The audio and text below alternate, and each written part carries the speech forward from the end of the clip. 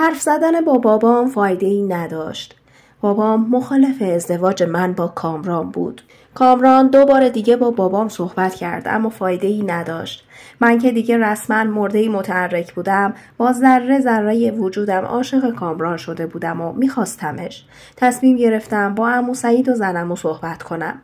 اما اونا هم آب پاکی رو ریختن رو دستم و گفتن هرچی پدر و مادرت تصمیم بگیرن نظر ما هم همونه. ما هم دلمون نمیخواد تو ازمون دور بشی. بنابراین آخرین راه ترسوندنشون بود و زنگ زدم به کامران. گفتم من میام چند روز پیشت بمونم و به مامان و بابا میگم فرار کردم و دیگه خونه نمیام. اما کامران قبول نکرد. گفت اینجوری بیشتر از من متنفر میشن و تو رو بهم نمیدن. شب و روزم با گریه میگذشت. کلاس نقاشی نمیرفتم. دانشگاه هم یکی در میون میرفتم. از همه بدم میومد. اکثر وقتمو با کامران بودم. اونقدر دوستش داشتم که خودمو باورم نمیشد. کامران تو زمان فرجه امتحانا رفته بود شهر خودشون و من تقریبا 2 هفته ای میشد که ندیدمش. یه روز ظهر داشتم تو اتاقم به عکسامون نگاه میکردم و اشک میریختم. از صبحشم کامران بهم زنگ نزده بود. کلاً کلافه و عصبی بودم. صدای زنگ آیفون بلند شد. اصلاً برام اهمیت نداشت که کی اومده. دقیقاً یادم روز جمعه هم بود. مامان و بابا هر دو خونه بودن. یه نیم ساعتی که گذشت مامانم گفت بیا بیرون مهمون داری. اولش فکر کردم آرش اومده. موامو 2 مسوی بالای سرم بستم و رفتم بیرون. از دیدن کامران شوکه شدم. نشستم رو زمین و دستم و گذاشتم رو صورتم و با صدای بلند اشک ریختم. کامران اومد جلو و با کمک مامان بلندم کردن و رو مبل نشستیم. تمام مدت دستم تو دستش بود. اصلاً هم برام مهم نبود که مامان و بابا اونجا هستن. کامران از بابا اجازه گرفت که باهاش برم بیرون و یه دوری بزنیم. بابا که حال منو دید گفت زیاد دور نشید. رفتیم توی یه فضای سبز نزدیک خونمون. کامران گفت تو این 2 هفته بیکار ننشستم. هر کی رو که میشناختم فرستادم با پدرت صحبت کنه. یه بارم خودم یواشکی اومدم با مامانت حرف زدم. خلاصه امروز دیگه طاقت نیاوردم و برگشتم. خواستم یه بار دیگه رو در رو باهاش حرف بزنم.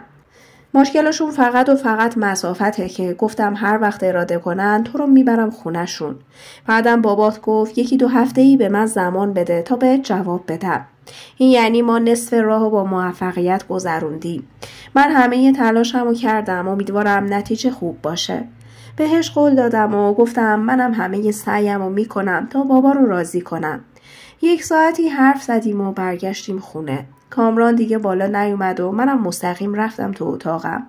بعد از نهار بابا صدام کرد و گفت بیا بشین میخوام باهات حرف بزنم. بابا به هم گفت صدف جان خودت میدونی که چقدر برامون عزیزی. من و مادرت نمیخواییم حتی 1 ثانیه هم از همون دور بشی، اما راضی هم نیستیم اینجوری ضعیف و بیرنگ و رو بشی. امروز به کامرانم گفتم که هر وقت خواستیم یا تو خواستی باید تو رو بیاره پیش ما. حالا برو بهش بگو 10 روز صبر کنه. من خودم باید برم شهرشون و زندگیشون و خانوادهشون رو ببینم و مفصل تحقیقات انجام بدم. بعد بهشون جواب میدم. اونقدر خوشحال شدم که پریدم بغل بابامو تا میتونستم ماچش کردم. زودی دویدم تو اتاق که به کامران خبر بدم. دیدم رو گوشی 3 تا تماس از بهزاد دارم. یه پیامم داده بود نوشته بود لطفاً بام تماس بگیر. اول زنگ زدم به کامران خبر رو بهش دادم. خیلی خوشحال شد. گفت زنگ میزنم خونمون خبر میدم. بعد که قطع کردم زنگ زدم به بهزاد. بعد از حال و احوال پرسی گفت چرا نمیای کلاس؟ جریانو براش تعریف کردم و انگاری یکم ناراحت شد. گفت امیدوارم همه چی طبق میل و خواسته خودت پیش بره. خیلی مراقب خودت باش. هر وقت به کمک احتیاج داشتی رو من حساب کن. اگه تونستی کلاسم بیا. ازش تشکر کردم و خداحافظی کردیم. قرار بود 2 روز بعد بابا بره شهر کامران واسه تحقیقات. دوباره استرسم شروع شده بود. همش میگفتم نکنه یه اتفاقی بیفته و نشه یا مثلا ازشون بد بگن. بابام که رفت من رفتم خونه کامران. از استرس تمام بدنم یخ بود. کامران بهم دلداری میداد. میگفت من مطمئنم همه چی عالی پیش میره. اون روز تا غروب با کامران بودم و بعدش منو رسوند خونه. به مامان گفتم خبری نشد. بابا زنگ نزد. گفت تو چرا رنگت اینه گچ شده صدف جان؟ بابات زنگ زد گفت فعلا همه چی خوبه. امشب هتل میمونه، فردا میره محل کار پدرش، بعدش برمیگرده. یکم آرومتر شدم. زنگ زدم به کامران، گفتم خدا رو شکر تا الان تحقیقات به خوبی پیش رفت. خلاصه اون 2 روزم تمام شد و بابا برگشت. مامان گفت تا بابا حرف نزد تو هم چیزی نپرس. بذار خستگیش رفت بشه بعد. اما بابا همین که نشست گفت تا اینجایی که من تحقیق کردم کسی چیز بدی نگفت، اما باید سعیدم بره تحقیق کنه. بالاخره هرچی باشه اونم پدرته. دیگه استرس نداشتم، چون اگه قرار بود کسی چیز بدی بگه به بابا میگفت. 1 هفته بعد عمو سعید همراه زنمو رفتن و اونا هم با خبرهای خوب برگشتن. اما بازم بابا راضی نبود. گفت باید برم با خانواده‌اش حرف بزنم. دوباره بابا و عمو سعید راه افتادن. خدا رو شکر خانواده‌اش هم همون جوری برخورد کردن که بابا انتظار داشت. شاید باورتون نشه، اما بابا گشت تو اون شهر 2 تا آشنا پیدا کرد و اونا رو هم فرستاد برن تحقیق. خلاصه بعد از 2 ماه و نیم اجازه داد بیان خواستگاری. شب خواستگاری عمو سعید و زنمو هم بودن و ماجرای زندگی من یک بار دیگه جلوی خانواده کامران بازگو شد. مادر کامران یه خانم خوشرو و مهربون بود که مدام از زنمو به خاطر کاری که کرد قدردانی میکرد. اون شب همه چی به خوبی پیش رفت و قرار شد فعلا صیغه محرمیت بخونیم تا کارای انتقالی دانشگاه هم رو درست کنیم و بعدش عقد و عروسی رو برگزار کنیم. خلاصه در عرض 3 ماه کارامون رو انجام دادیم و من با 114 تا سکه همسر قانونی کامران شدم. جفتمون به آرزومون رسیده بودیم و غرق خوشحالی بودیم. فردای عقد عروسیمون رو گرفتیم. اون شب باید میرفتیم خونه خودم. مامانم و زنمو خیلی گریه کردن. حال خودمم بهتر از اونا نبود. موقع خداحافظی آرش دست منو گذاشت تو دست کامران و هرامون آرزوی خوشبختی کرد. بغلش کردم و کلی با هم اشک ریختیم. درسته یه روزی به اشتباه عشقم بود، اما حالا که داداشم بود از جونم بیشتر دوستش داشتم. و هر حال اون شب تموم شد و ما رفتیم خونه خودمون که واحد بالای خونه پدر شوهرم بود. مامانم و زنمو با هم یه جهیزیه عالی بهم دادن. کامران قبل از چیدن جهیزیه کل خونه رو نقاشی کرده بود و کابینت‌ها و سنگ و سرامیک و کاشی خونه و سرویس بهداشتی رو به سلیقه من عوض کرد. وقتی رسیدیم من انتظار داشتم زن کامران بشم، اما خسته تر از اونی بودیم که به این چیزا فکر کنیم. از روز قبلش ما بدو داشتیم. اون شبم که 5 ساعت تو راه بودیم که به خونه برسیم. ساعت 7:30 صبح رسیدیم خونمون و بعد از دوش گرفتن بیهوش شدیم. عصر در کمال ناباوری دیدم مامانم پیام داده مهمون نمیخوای. با ذوق در رو باز کردم. مامان و بابا همراه با عمو سعید و زنمو اومده بودن خونمون. مامانم گفت مطمئناً به صبحونتون نمیرسیدیم، اما اومدیم که به عصرونتون برسیم. وای که خدا میدونه چقدر خوشحال بودم. کامرانم خیلی ازشون تشکر کرد. من اونقدر گرسنه بودم که از ذوقم زودی میزو چیدم. به کامران گفتم زنگ بزن مامان و بابات بیان یه وقت ناراحت نشن. خلاصه اونا هم اومدن و یه عصرونه دلچسب کنار هم خوردیم.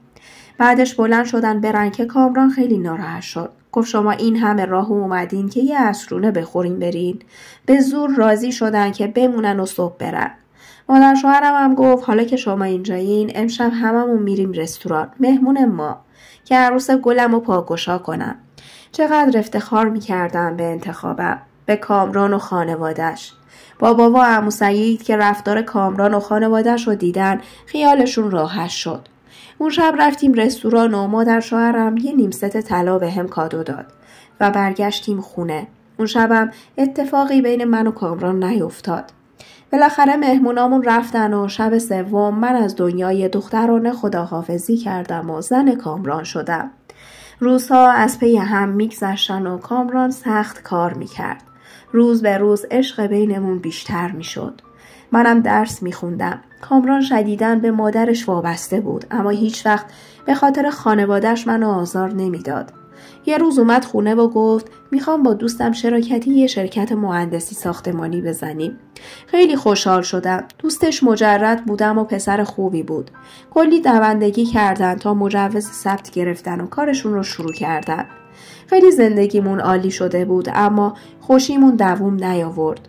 یه شب مادر شوهرم سالم خوابید اما دیگه بیدار نشد. ایست قلبی کرد و اتفاق بدتر زمانی افتاد که روز سومش پدر شوهرم سکته مغزی کرد و فلج شد و از تکلم افتاد.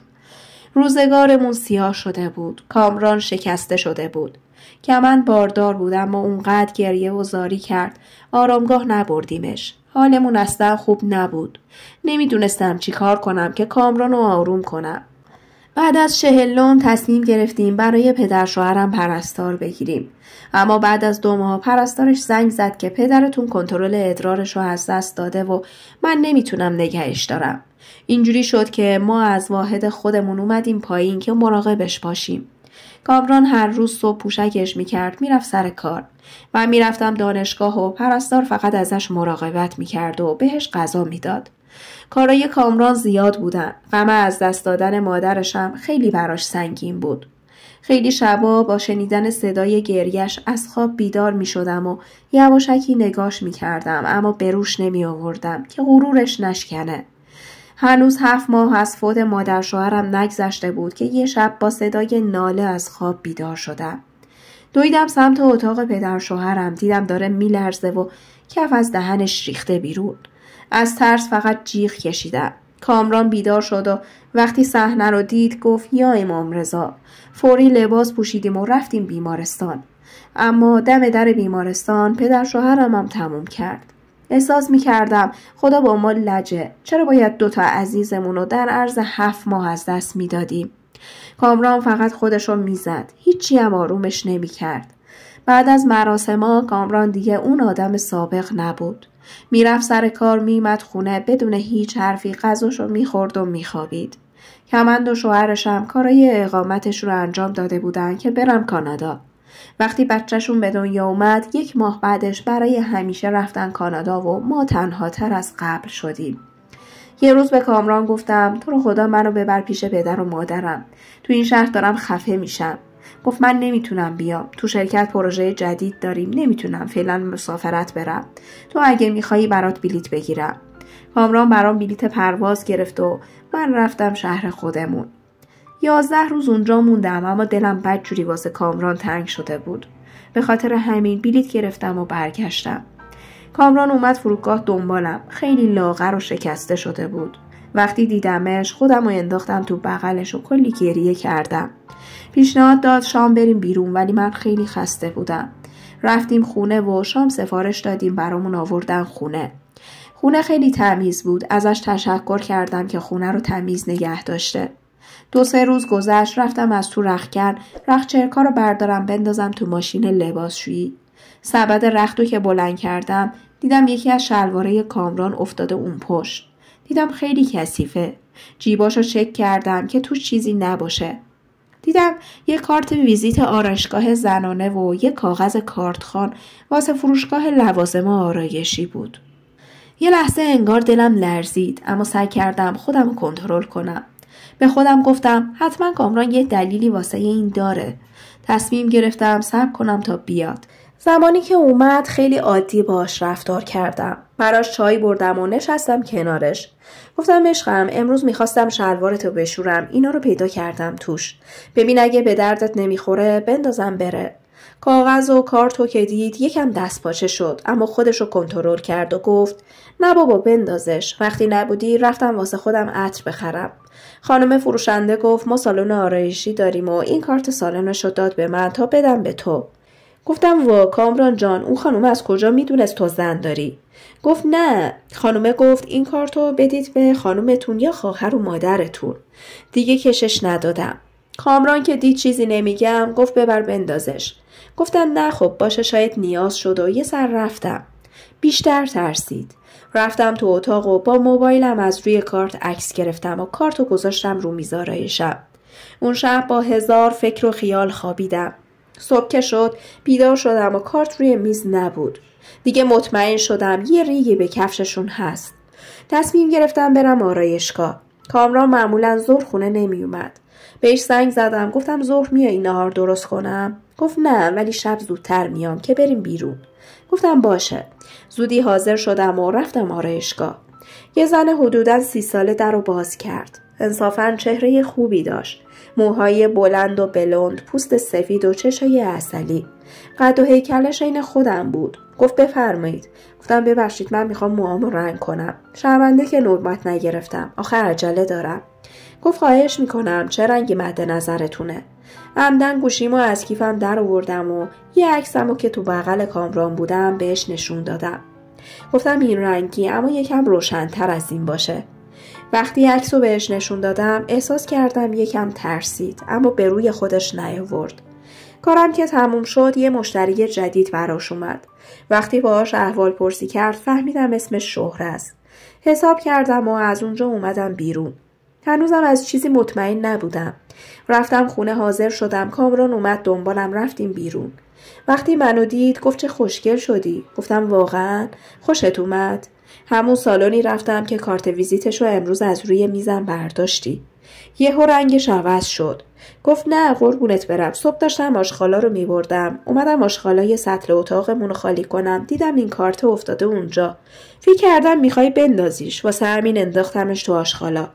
دیگه چیزی نگفتم. 2-3 هفته گذشت، چیز مشکوکی از کامران ندیدم.